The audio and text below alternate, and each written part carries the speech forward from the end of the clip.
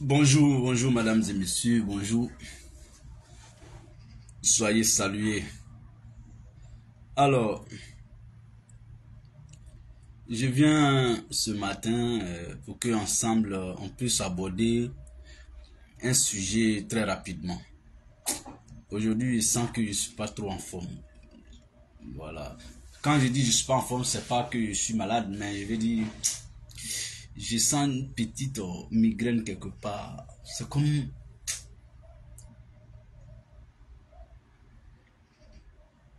Je sais même pas, mais je suis un peu bizarre ce matin. Vous sentez ça quand même? Je sais même pas pourquoi. Bon, bref. C'est à cause de vous que j'ai allumé la caméra. Sinon, c'est pas trop motivé aujourd'hui là. Mais c'est pas bon, c'est pas bien grave. C'est vous le maître. Donc, quand... Alors, très rapidement, nous voyons depuis quelques jours, enfin depuis hier ou avant-hier sur la toile, que une information qui fait état de ce que la Côte d'Ivoire aurait expulsé ou rapatrié environ 173 Burkinabés de son territoire, au nord de la Côte d'Ivoire. Qu'est-ce qu'il s'est réellement passé? Vous savez, dans la vie, nous tous, autant que nous sommes, on va passer un à un sur cette terre. On parlera un jour de chacun de nous au passé. Mais il faut éviter que le nom, parce que ton nom ne va pas aller avec toi. Hein. On ne met jamais avec son nom. Quel que soit Alpha, on ne t'enterre pas avec ton nom. Quand tu iras, ton nom va rester avec nous ici. En tout cas avec ceux qui vont rester derrière toi. Aussi longtemps que possible.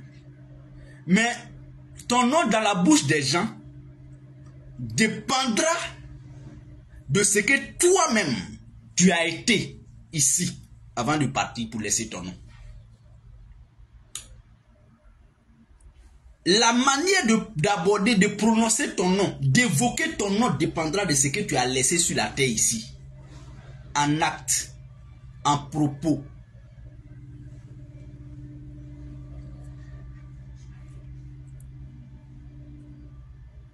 Et tout le monde ne pourra pas parler de toi de la même manière, de la même façon.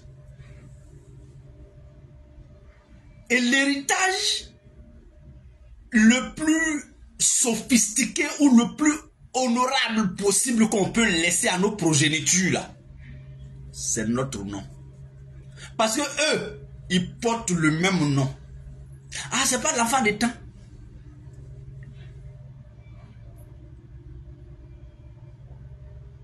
Ah, ton père ou ta mère était comme ça, hein? C'est comme ça. Ce qui se passe aujourd'hui dans la sous-région là, personne ne nous dira demain, ah, je n'étais pas au courant. Mais qu'est-ce que tu as dit? Tu as été comment dans l'affaire? Surtout une affaire entre deux États. Ton pays et puis ton pays voisin.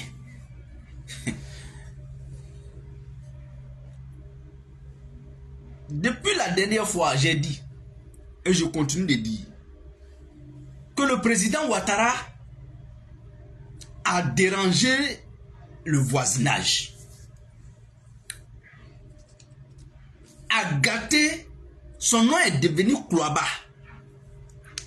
Tout le voisinage le vomit. Il n'a qu'à apprendre qu'à lui-même. Il n'a qu'à s'apprendre qu'à lui-même. Je vous l'ai dit. Ça là, c'est déjà inscrit dans les archives de l'Afrique de l'Ouest, de notre sous-région. Ça, c'est indéniable. Ça, c'est déjà un fait, connu de tout le monde. Ça dépend maintenant de l'interprétation de chacun. Sinon, tu ne peux pas aller au Mali aujourd'hui et puis on acclame Alassane Ouattara. Sinon, tu ne peux pas aller au Burkina, au Niger, et puis tu vas aller trouver une population vraiment acclamée à Alassane Ouattara. Il a laissé ses empreintes dans tous ces 3 pays, et même au-delà. Mais de quelle manière? C'est ça là qui est débat maintenant. Ça dépend dans quel camp toi tu es pour commenter le nom d'Alassane Ouattara dans le débat de la sous-région ouest africaine. Quand tu es avec lui, tu estimes que il a toujours bon nom.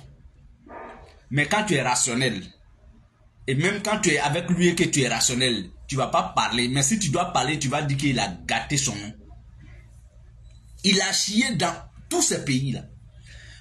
Maintenant, si ça c'est déjà un fait, nous qui n'avons pas encore chié dans ces pays, et nous qui avons comme pays la Côte d'Ivoire là-haut, bon nous là, vu l'effervescence dans les verbes,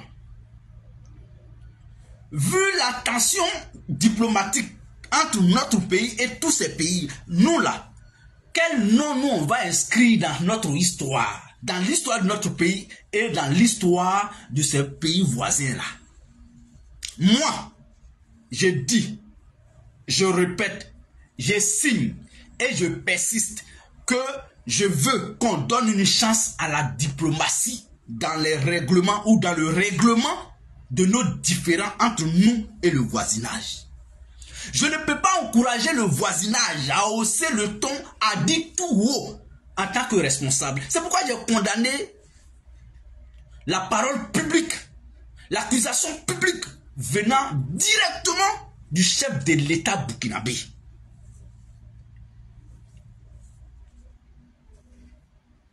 Parce qu'on n'est pas encore à une situation de crise entre les 2 pays. Dans ce contexte, on peut comprendre. C'est-à-dire, je touche du bois. Si on était dans un contexte déjà, je veux dire, où l'inévitable est là, on peut dire, mais écoutez, nous sommes en guerre. Nous ne sommes pas en guerre avec le Burkina Faso. Il peut y avoir un froid. Il peut peut-être avoir des grincements des dents. Mais la parole publique, la parole d'un chef d'État est lourde de conséquences. Je l'ai dit et c'est ma conviction et c'est ma position. Quand on est sur la toile, quand on est public, quand les gens t'écoutent, quand les gens te suivent là, il faut qu'ils sachent. Toi, ta position dans tel débat là, c'est ouf, c'est quoi? Moi, ma position que je vous dis là, j'ai commencé par dire que Alassane Ouattara est infréquentable. Ça là, ça va pas sortir, je vais pas me dérober de ça. J'ai un principe, Alassane Ouattara est infréquentable. Ça c'est déjà un fait. Il a gâté le nom de notre pays. Ça c'est déjà un fait. Mais je dis, le chef de l'État du Burkina Faso, là, il n'a qu'à mettre un peu d'eau dans son Yamakoudi quand il veut parler. Il n'a qu'à faire parler que lui-même il parle. Parce qu'un ministre, un communiqué du gouvernement va dire le gouvernement. Mais le chef de l'État lui-même, là, direct, quand lui parle, il n'y a pas de débat. Dans n'importe quel pays, quand le chef de l'État parle, il n'y a pas de débat. La dernière fois, le ministre de la Défense ivoirien et le ministre de la Défense burkinabé se sont rencontrés. Les 2 délégations se sont rencontrées à notre frontière pour discuter des questions sécuritaires de nos 2 pays. Tout ce qui est lié à la sécurité là, à moi là, je ne vais pas chier dans ça. Parce que si ça commence, on sait où ça a commencé. Mais on ne peut pas prédire où ça va finir et comment ça va finir. On ne peut pas prédire. Quand on dit paix là, toi-même qui as dit paix là, c'est pas toi qui vas dire stop. Et puis ça va se stopper là. La guerre c'est pas comme ça. On fait des prévisions quand il y a guerre. Et puis après on voit que c'est le contraire. On ne décrète pas la fin d'une guerre comme ça. Évitons ça. Parce que jusqu'à preuve du contraire, le Burkina Faso a encore son ambassadeur en Côte d'Ivoire. Sauf erreur de ma part. Jusqu'à preuve du contraire, la Côte d'Ivoire a encore son ambassadeur ou bien son ambassade au Burkina Faso qui n'est pas encore fermée. Jusqu'à preuve du contraire, à ma connaissance. Sauf erreur de ma part. Mais, ça veut dire quoi? Ça veut dire que Ibrahim dit, la Côte d'Ivoire veut le déstabiliser. Il a les preuves. Il n'a jamais rappelé son ambassadeur. Pour des questions diplomatiques. Il n'a jamais renvoyé non plus l'ambassadeur de la Côte d'Ivoire. Pour le temps de voir un peu clair dans ce qui se passe à Abidjan contre lui. Donc ça veut dire quelque part qu'on sait qu'il y a quelque chose qui nous lie, qui est fort, qui est fondamental. C'est la terre qu'on partage ensemble. Parce que nos frontières là sont liées. Nos frontières, on ne peut pas savoir tant que... En fait, il n'y a pas de mur qui nous sépare. C'est du bon voisinage. Il peut tout avoir de haut et bas, mais restons dans la modestie. La Côte d'Ivoire n'a jamais, jusqu'à preuve du contraire, n'a pas démenti ce qu'Ibrahim a dit. Hein. Je ne juge pas Ibrahim pourquoi qu'il ment ou bien il a dit la vérité. Ce n'est pas ça le débat. Ça, c'est le fond de la chose. Mais la forme, moi, je veux que les présidents, quand on dit président, chef de l'État, là, c'est celui qui a le dernier mot. Mais quand lui parle, c'est sans équivoque, c'est sans appel. Ibrahim parle beaucoup. Je le dis et c'est ma conviction. C'est ce que je... Parce que je vous ai dit, quand tu es public, il faut dire ce que tu penses publiquement pour que ceux qui te suivent là savent où tu vas au moins. Le capitaine Ibrahim Traoré, que j'admire beaucoup, mais il parle beaucoup. Il est d'ailleurs un militaire. Ce n'est pas ça la vocation même de quelqu'un qui est dans l'armée. L'armée, c'est la grande muette. Et en principe, quand quelqu'un de l'armée a pris le pouvoir, là, lui, sa parole devient très rare encore plus. Parce qu'en tant que capitaine de l'armée, il était beaucoup contraint au silence. Mais quand tu deviens chef de l'État dans ce contexte, pour moi, ça s'aggrave encore. C'est pourquoi j'apprécie, on peut épiloguer, dire quoi, ça et là, mais moi j'apprécie l'attitude de Assimi Goïta, et voire même de Tchani. C'est des gars qui ne parlent pas. C'est des gens qui ne parlent pas. Eux, ils font parler, mais eux-mêmes ne parlent pas. Parce qu'il faut éviter, en tant que père de la nation, que ta parole soit légère. Et bon, c'est un conseil que je donne à Ibrahim. Il n'a qu'à plutôt faire parler que de parler. La dernière fois, j'ai vu un reportage que l'État ghanéen a refoulé plus de 200 et quelques Burkinabés au Burkina sans raison, sans évoquer des raisons.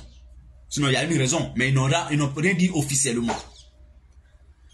Hier ou avant-hier, je viens de voir aussi que la Côte d'Ivoire a fait la même chose en rapatriant 173 Burkinabés qui étaient rentrés frauduleusement ou illégalement sur son sol. Ça là, ça ne favorise pas le bon voisinage. Ce n'est pas bon. Les États sont régis avec des lois, des tests, des conditions d'accès et tout ça. Ça, c'est vrai. Mais est-ce que tout ça là, il n'y a pas de précédent à tout ça? Est-ce que c'est pas quelque chose qui motive tout ça? Est-ce que c'est justifié?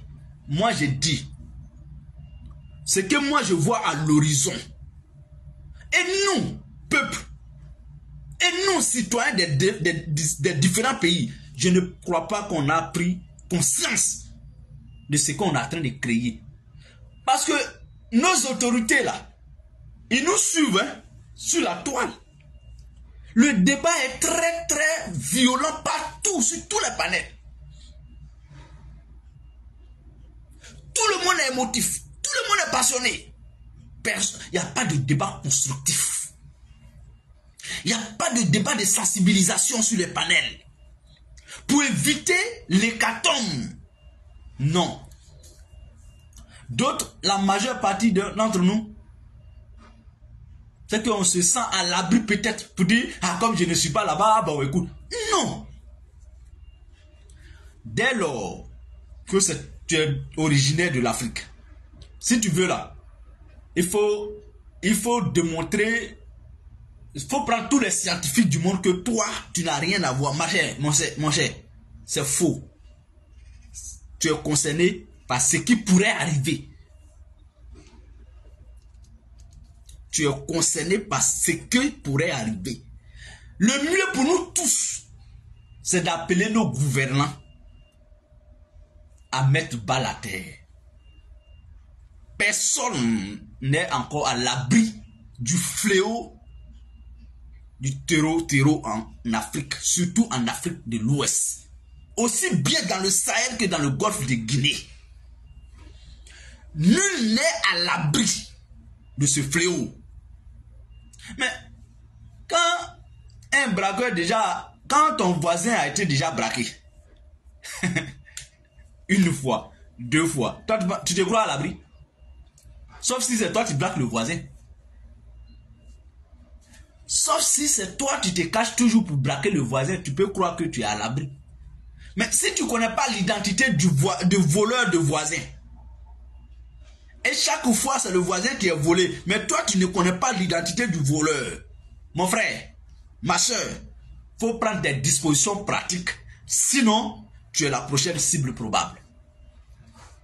C'est pourquoi les Ivoiriens qui piaillent, qui veulent rien savoir, qui insultent tout le monde, tous les présidents, tous les autres pays à côté. En fait, quand on vous dit traverser la rive, l'autre s'est jeté à l'eau. Il est au fond là-bas, il est en train de se noyer. Toi là, lui il est déjà dans l'effet de l'action. Il ne craint plus la noyade, il est déjà dedans là-bas. Il se bat maintenant pour survivre. C'est toi. Moralement, c'est toi qui as problème. Parce que tu ne vas pas reculer. Hein. Il n'y a pas d'issue. Tu es obligé de te jeter à l'eau. C'est pas grave. Excusez-moi. Tu es obligé de te jeter à l'eau pour faire la même traversée que lui. Donc toi, tu ne peux que prier pour l'autre, bien l'observer, et même l'assister s'il le faut, pour qu'il puisse atteindre l'autre côté de la rive, pour que toi, à ton tour, là, tu sois à l'abri de ce danger, de cette noyade-là. Et c'est ce qu'on vit aujourd'hui en Afrique. Hein. C'est ce qu'on vit aujourd'hui entre Burkina, Côte d'Ivoire, Mali, Niger. Il y a déjà le danger chez eux, chez nos voisins. Et nous, on se croit à l'abri pour certains d'entre nous.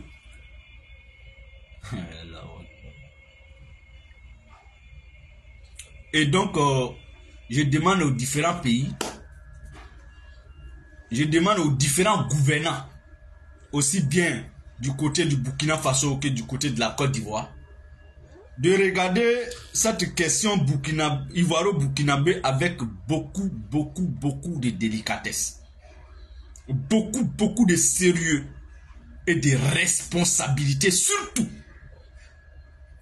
qu'il ne faut pas se laisser distraire par le chant des grenouilles qui nous entourent, qu'on a abusivement qualifié de conseillers ou bien de militants et tout ça.